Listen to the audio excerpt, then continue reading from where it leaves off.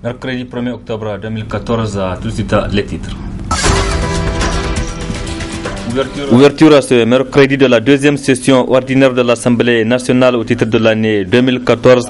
Pour la première fois de l'histoire, l'ouverture d'une session ordinaire à l'absence du président de l'institution et des députés de l'opposition. Les élèves du cycle primaire et ceux du premier cycle du secondaire ont repris le chemin de l'école ce matin. Précision dans ce journal.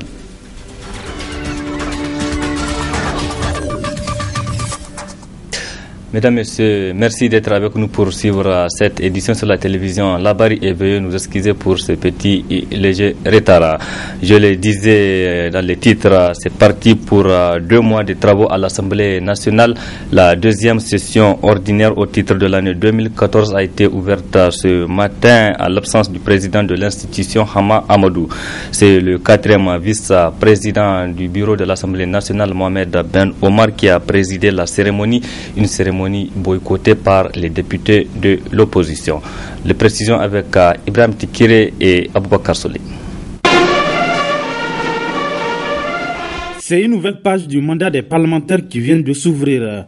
Pour cause, pour la première fois, l'ouverture officielle d'une session ordinaire qui s'est déroulée en l'absence du président du Parlement en fuite du pays et des députés de l'opposition. Malgré cette absence, la cérémonie a gardé toute sa saveur. Côté protocolaire, présence du Premier ministre, des membres du gouvernement, des présidents des institutions de la République, des diplomates accrédités dans notre pays. Naturellement, en pareille circonstance, le règlement intérieur de l'Assemblée nationale prévoit la présence des travaux par un des vice-présidents. L'autre particularité de cette session est que, depuis le début de cette législature, c'est pour la première fois qu'elle va s'ouvrir en l'absence du président de notre institution. Comme vous le savez, il est impliqué dans une affaire de droit commun dite de supposition d'enfant.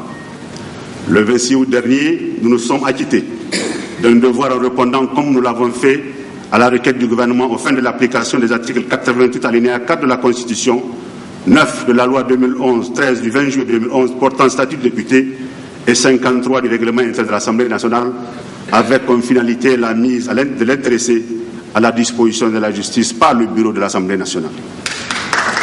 Telle qu'elle a été conduite, cette procédure a eu le mérite de symboliser une grande leçon se rapportant à la pratique démocratique et à l'état de droit. Leçon par laquelle l'Assemblée nationale s'illustre comme l'institution la mieux indiquée pour faire valoir et amplifier la pertinence des valeurs républicaines et des règles du jeu démocratique. Nous, membres du bureau de l'Assemblée nationale, l'avons fait en âme et conscience, car nous croyons que c'est la seule et unique voie qui pourrait le laver de tout soupçon et permettre d'élucider ce dossier gênant dans lequel notre collègue M. Hama Amadou se trouve impliqué. Antérieurement, des procédures similaires ont eu cours et à l'occasion, notre institution n'a pas accepté de contourner le droit. Bien au contraire, l'Assemblée nationale s'est refusée à donner lieu à la compromission de la règle de droit. Ainsi a-t-elle réussi à ne pas devenir elle-même un sanctuaire de l'impunité. Autrement, elle aurait contribué à ériger la complaisance en mode de gouvernance et à obstruer les voies de la manifestation de la vérité. Le bureau de l'Assemblée nationale, justement, attache du prix à la manifestation de la vérité et a cru devoir rester favorable à toute procédure légale et juste qui favorise la recherche parce que la vérité appartient à Dieu.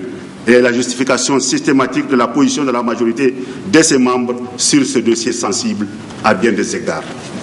Outre ce point, le 4e vice-président de l'Assemblée nationale a évoqué plusieurs sujets d'intérêt national. Après le discours, place aux choses sérieuses dont le menu principal est le budget 2015, mais aussi le cadre de vacances de poste du président de l'Assemblée nationale. Ça c'est sûr, mais il y a une autre étape qu'il faut justement franchir. C'est la constatation de la vacance. Et ça, bien sûr, il y a une institution qui est chargée de le faire et on va faire les démarches nécessaires pour aboutir à cela. C'est laquelle institution? C'est la Cour constitutionnelle. C'est donc parti pour 92 jours de travaux pour la session ordinaire de l'Assemblée nationale. Une session dite budgétaire qui va être mouvementée entre l'exécutif et le législatif. Et certainement, le juge constitutionnel va être sollicité pour faire l'arbitrage. Nous nous recevons sur ce plateau un invité. Il s'agit de Suleiman Salha. Il est le manager du groupe TAL National. Suleiman, bonsoir et merci d'être sur ce plateau. Bonsoir Hassan, bonsoir aux téléspectateurs de la Barité. J'imagine le groupe TAL National prépare un vernissage donc, de son album le lendemain de la fête de Tabaski. Et vous êtes là certainement c'est pour apporter des précisions sur cet événement, Suleiman. Oui, merci Hassan Saleh pour l'opportunité que vous m'offrez de parler de ce spectacle musical qui marque la fin de l'année chez nous. Alors, je suis sur ce plateau, c'est pour vous parler du concert de vernissage du 4e album de l'Orchestre TAL National. Un vernissage soutenu par l'opérateur de téléphonie mobile Orange Niger. Et ce 4e album comporte 12 titres. Il est dénommé Zonzormaï. C'est un album sur lequel l'Orchestre TAL National a mis 2 ans en train de travailler. Alors, le lendemain de la fête, c'est le palais du 29 juillet qui va accueillir justement ce concert de vernissage, un spectacle grandiose en son et lumière. Donc, M. Suleiman, quelle est la particularité de cet album de l'Orchestre TAL National? Oui, la particularité de cet album, c'est que c'est un album qui comporte 12 titres et qui sera verni ici d'abord à Niamey, et il y aura 4 autres vernissages à l'intérieur du pays, toujours avec le soutien et la bénédiction d'Orange Niger. Après le vernissage proprement dit du lendemain de la fête qui aura lieu ici au palais du 29 juillet, vers le 18 octobre, il y aura le premier vernissage à l'intérieur du pays avec la région d'Agadez. La région d'Agadez où Orange Niger et l'Orchestre TAL National vont lancer un nouvel concept qui consiste à organiser une compétition entre certains groupes musicaux et certains chanteurs de la place pour essayer de tirer le meilleur qui sera enregistré dans des conditions professionnelles et par Orange Niger. Donc après Agadez, le tour sera donné à Zender, puis Tawa, et le 18 décembre, le clou de ces vernissages, c'est le 18 décembre dans la région de Dosso, et pour marquer la fête de la République, comme Orange a l'habitude de le faire. Donc, M. Suleiman, parlez-nous un peu, il faut nous détailler un peu ce concept dont vous parlez entre TAL National et Orange Niger. Voilà, ce concept, je le disais tantôt, c'est pour essayer de donner la chance à beaucoup d'autres groupes musicaux qui n'ont pas enregistré dans des conditions professionnelles la chance. Orange va les enregistrer, Orange va les prendre en charge, il va les mettre dans un studio professionnel et les enregistrer à l'international. Et cet album sera diffusé à l'international, toujours par les soins d'Orange Niger. Et TAL accompagne Orange Niger dans ce concept. Partout où TAL sera, les représentants de cette région vont jouer le jour où TAL va se produire dans cette région. Donc c'est ce concept-là que TAL et Orange Niger entendent développer pour donner la chance à beaucoup d'entre nos musiciens qui n'ont pas eu la chance d'enregistrer dans des conditions professionnelles et qui n'ont pas la chance de se vendre à l'international. Donc, pour revenir au concert de Niamey, je le disais tantôt, c'est le lendemain de la fête de Tabaski au palais du 29 juillet. Pour permettre à tous les Niaméens d'effectuer le déplacement, nous avons étudié les tarifs. Les tarifs d'entrée sont de 3 000 francs pour les gradins et 5 000 francs pour les réservations, c'est-à-dire ceux qui veulent être sur le plancher en bas. Et l'autre particularité aussi de ce concert, c'est que c'est un concert qui allie tous les spectacles. Nous aurons et de la musique, de la comédie et de la mode en même temps, et un concours pour les réalisateurs. J'explique tous ces concepts. Le concours de Bazin, c'est pour célébrer les femmes et donner une chance à toutes ces femmes qui chaque fois vont chez les tailleurs pour coudre des bazins, mais beaucoup ne connaissent pas la qualité du bazin, la qualité du fil utilisé, la qualité du travail fait par ces couturiers. Donc pour cela, il y a un concours et 3 personnes seront nominées, et ceux qui vont gagner, la première aura une enveloppe d'1 million de CFA, la seconde une enveloppe de 500 000 francs, la troisième une enveloppe de 250 000 francs. Pour ce qui est des réalisateurs, nous avons dit à chaque fois, si vous regardez les grandes chaînes qui diffusent la musique, qui ne font que de la musique comme 13 TV, il y a très peu de clips nigériens qui passent. Parce que chaque fois que nous partons vers ces gens, ils nous disent que vos clips ne sont pas pro. Donc nous avons dit aux réalisateurs, faites des clips pro, vendables, qu'on peut diffuser sur toutes les chaînes internationales. Alors donc pour leur donner une chance et pour les stimuler, nous avons décidé de faire un concours pour les réalisateurs. Nous avons donné à 7 réalisateurs nigériens 7 chansons de Tal sur lesquelles nous leur avons demandé chacun de faire son clip. Chacun a fait son clip. Nous sommes en train d'enregistrer les clips. Le jour du concert, au palais du 29 juillet, il y aura un jury composé de professionnels de l'image qui va décider, et le premier prix va remporter une enveloppe de 500 000 francs. Voilà donc en grosso modo, Hassan, ce concept que Orange Niger et Tal National sont en train de mettre en place. Monsieur Suleiman, le groupe TAL a été créé, ça fait plusieurs années de cela. Oui, bientôt 11 ans. Bientôt 11 ans. Donc, qu'est-ce qui explique ce temps pour mettre un album sur le marché? Vous savez, c'est un choix, c'est une option que les orchestres ont. Si vous voulez, chaque année, vous pouvez sortir un album. Mais au niveau de TAL National, le directeur artistique, M. Almeida Hamidan, a jugé opportun de faire une biennale et de laisser le temps à ses musiciens et pour remplir aussi d'autres calendriers. Vous n'êtes pas sans savoir que l'orchestre TAL est un orchestre qui est beaucoup sollicité, aussi bien sur le plan national qu'international. Donc durant ces 2 années, l'orchestre se prépare, mais néanmoins l'orchestre lâche souvent quelques singles comme ça pour permettre à ses mélomanes d'être au diapason. Donc c'est pour bien se préparer que chaque fois l'orchestre met 2 ans avant de produire un album. Et durant ce temps mort, donc l'orchestre profite pour faire des tournées, notamment sur le plan national et international. Récemment, l'orchestre était aux États-Unis, où il a d'ailleurs été nominé parmi les 10 grands groupes qui ont séjourné aux États-Unis au cours de l'année 2013 par le journal New York Times, un événement que nous avons d'ailleurs célébré ici sur le plan national sous la présidence du ministre de la Culture et des Arts. Et tout ce processus, tout au long de ce processus, l'orchestre TAL National, je ne cesserai pas de le dire, a bénéficié du soutien d'Orange Niger. Orange Niger qui a décidé vraiment de nous accompagner depuis le vernissage du 3e album, un album qui est désormais international, qui se trouve aujourd'hui sur beaucoup de chaînes internationales, notamment l'album Kani. Donc nous voulons rester dans cette lancée, c'est pour cela que l'orchestre a pris tout son temps pour sortir cet album de 12 titres, un album dénommé Zonzormaï.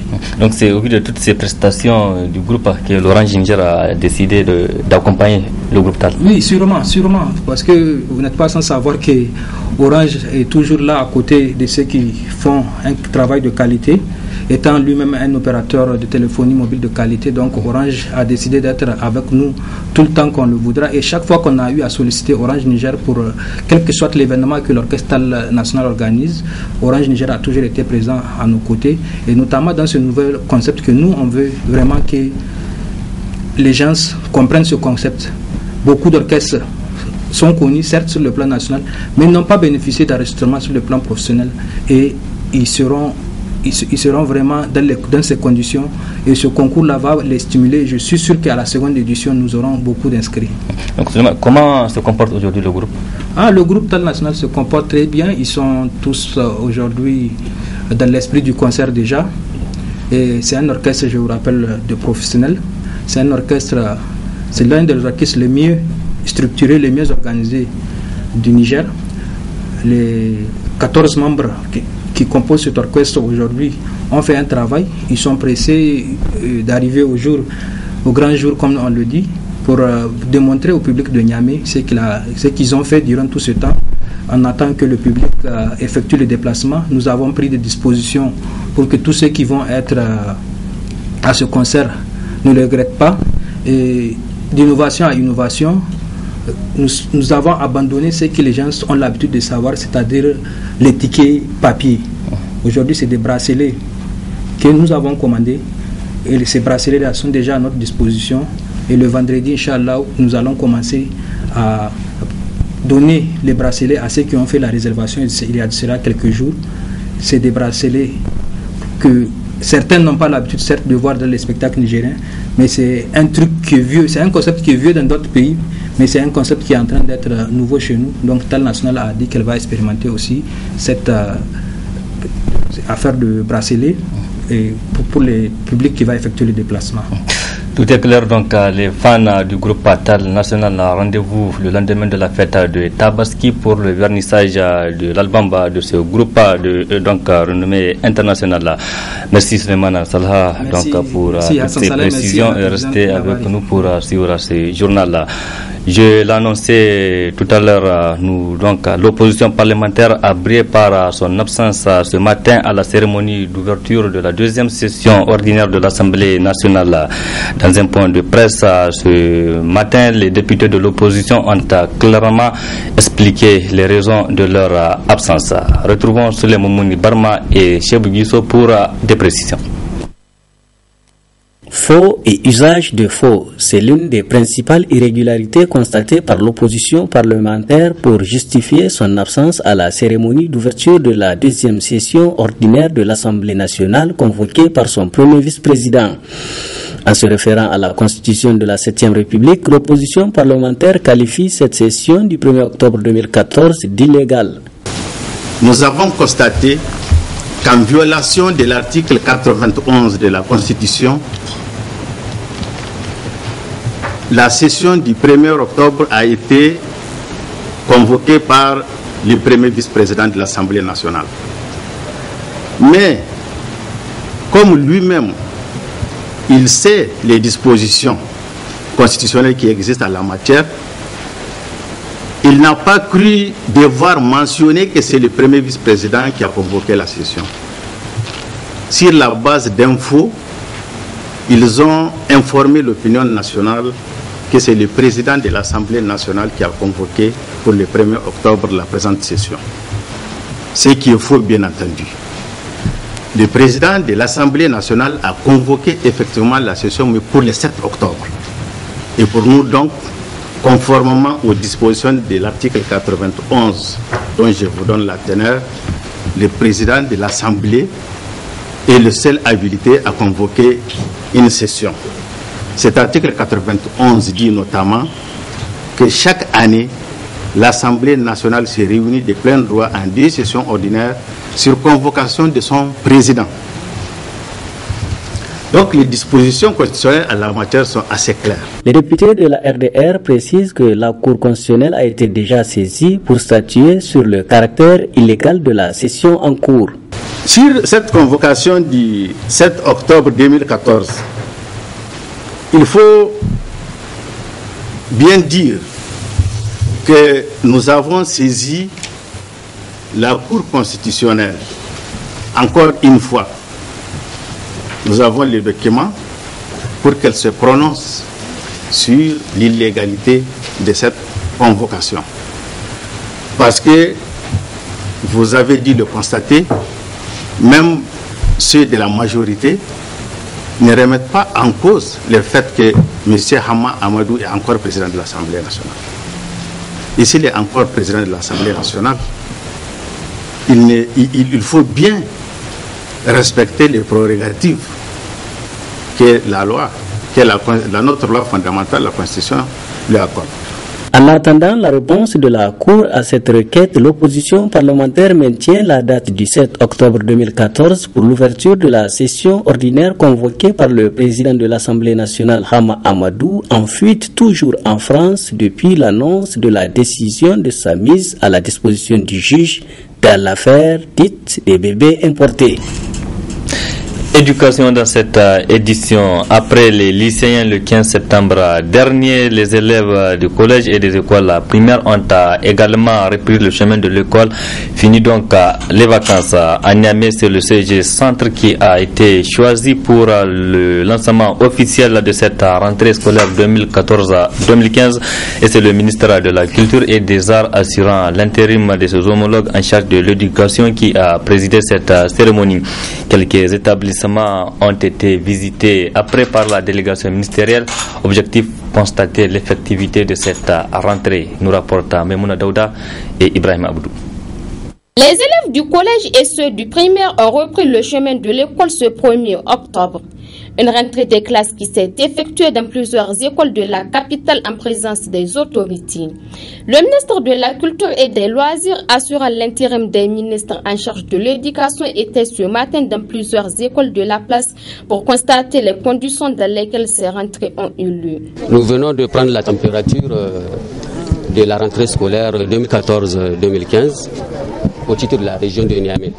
Vous l'avez constaté vous-même et vous étiez tout à l'heure avec nous lorsque une enseignante disait que c'est pour la première fois qu'elle a relevé que les fournitures ont été mises à disposition à temps et puis vraiment en quantité et en qualité suffisante.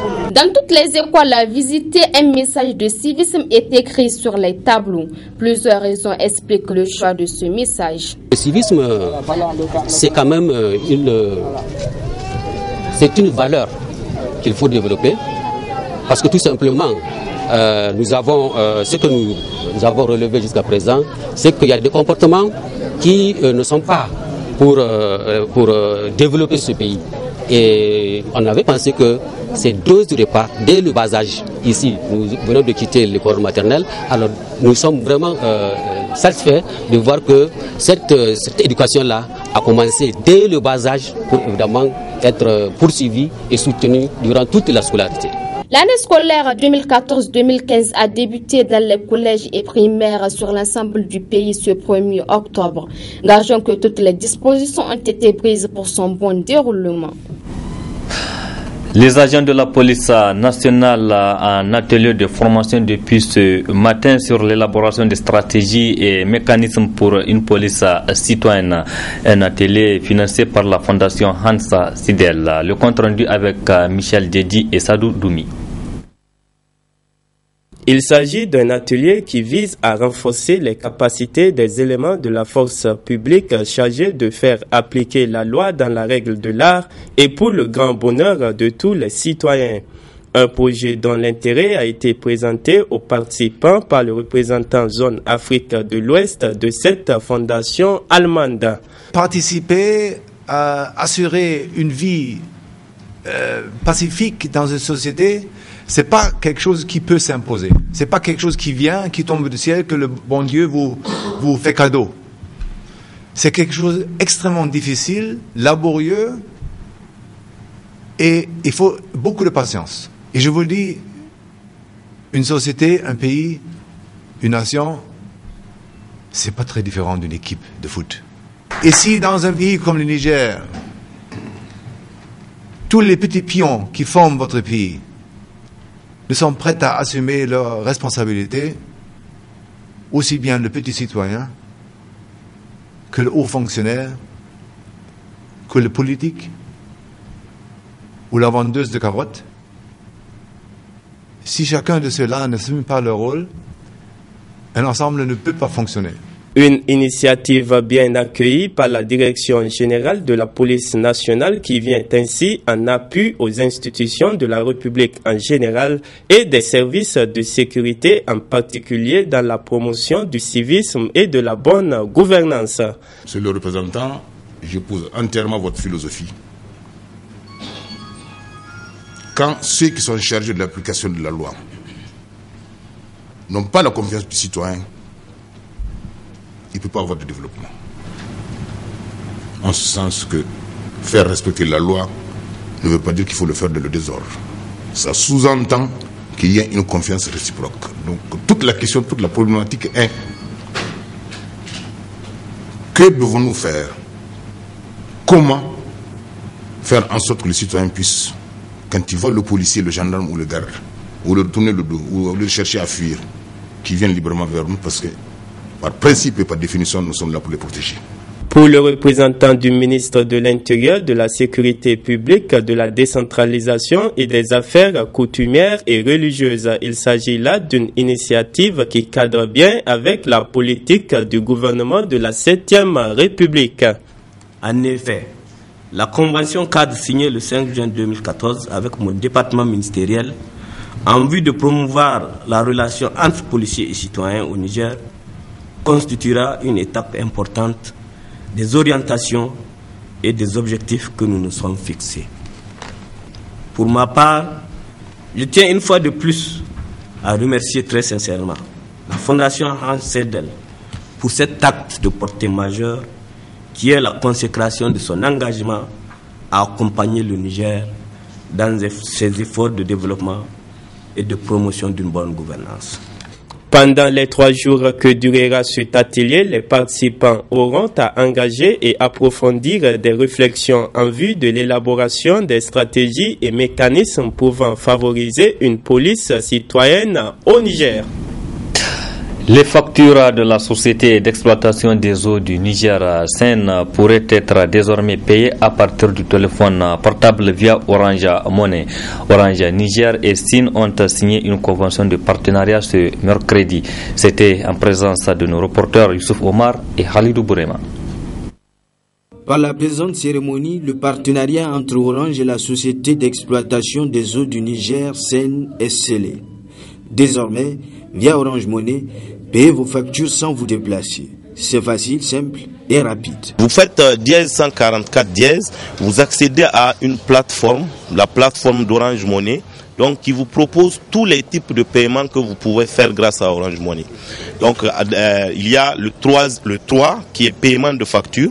Vous entrez le 3, non, paiement de facture d'abord. Donc, quand vous mettez paiement de facture, vous avez un éventail de factures que vous pouvez payer, que ce soit Nigelec, que ce soit Orange. Et après, vous validez sur la partie 5 qui est SEN. Donc, dès que vous validez sur la partie SEN, on va vous demander d'introduire des références de votre facture qui sont très facilement reconnaissables sur les factures SEN. Elles sont en haut à droite.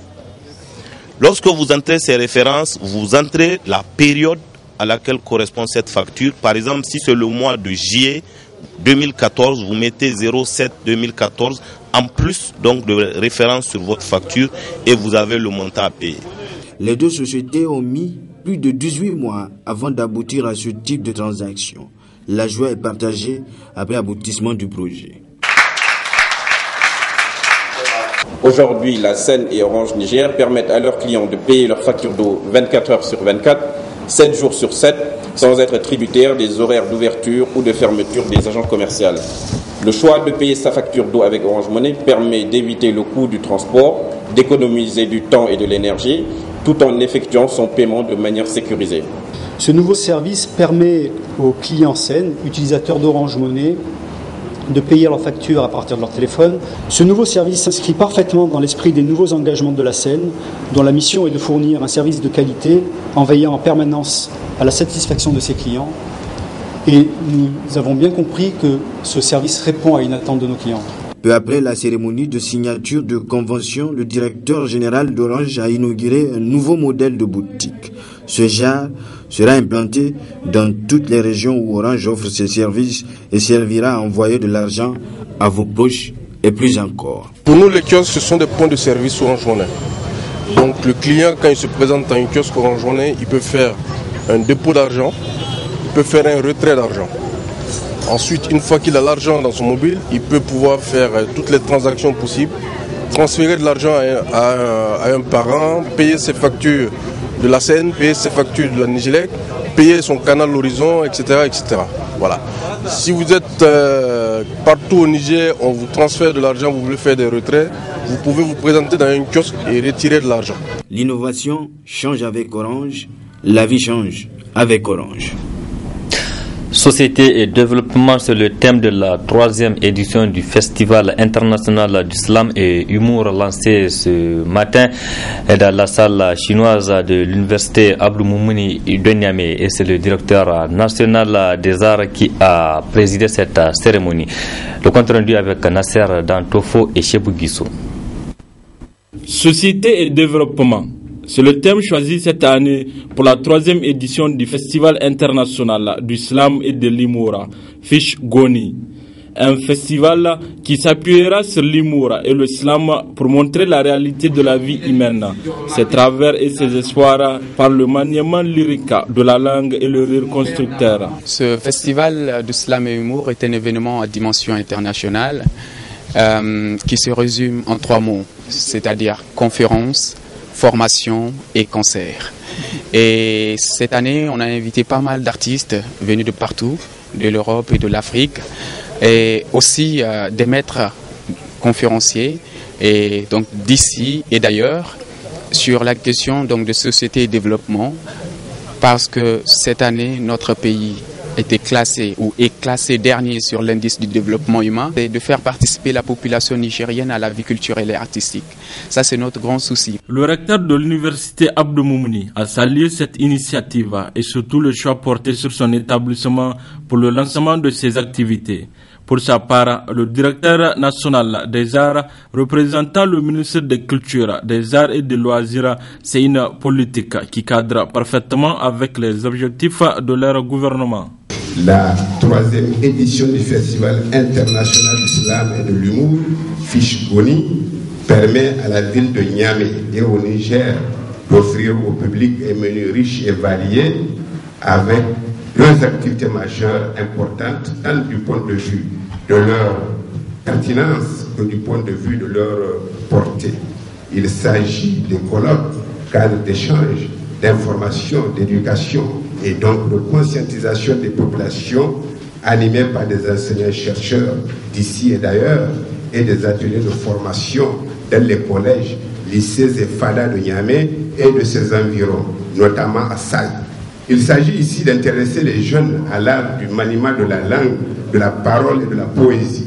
Un des intérêts majeurs du Festival international du slam et de l'humour est qu'il est une occasion insoupçonnée qui fonde et entretient la mobilité des artistes, slameurs, humoristes, conteurs, clowns, etc. Cela justifie la qualité et le nombre des artistes qui viennent d'Afrique et d'Europe.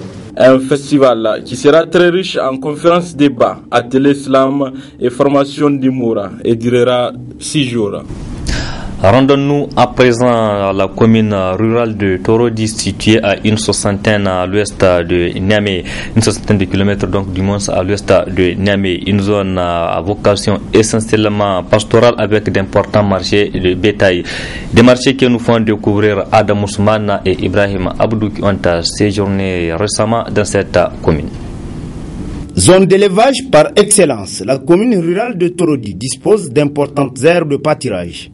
Une situation qui amène la population, essentiellement éleveur, à tirer d'énormes profits des produits de l'élevage qui contribuent également dans les recettes de la commune. Le principal atout de la commune, c'est surtout les recettes tirées de l'élevage. C'est l'élevage, c'est-à-dire qui constitue, c'est-à-dire la source pourvoyeuse, c'est-à-dire des recettes de la commune de Torodi.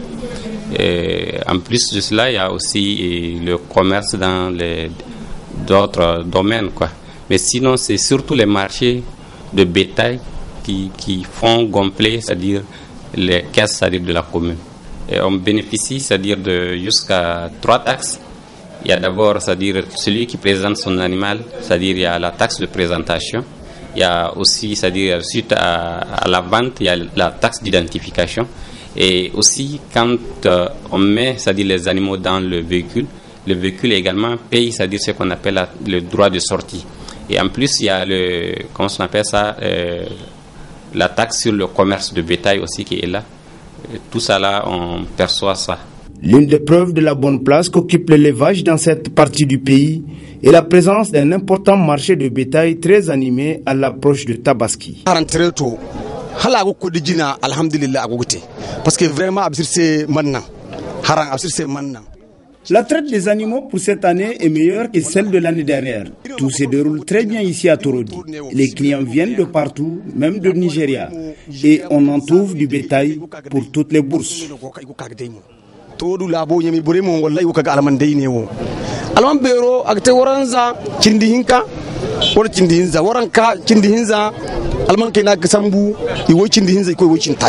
Cette plaque tournante de l'économie de Torodi est elle aussi frappée de plein fouet par le phénomène d'insécurité, toute chose qui décourage de plus en plus les grands clients à fréquenter ce marché dont la renommée dépasse pourtant les frontières nationales.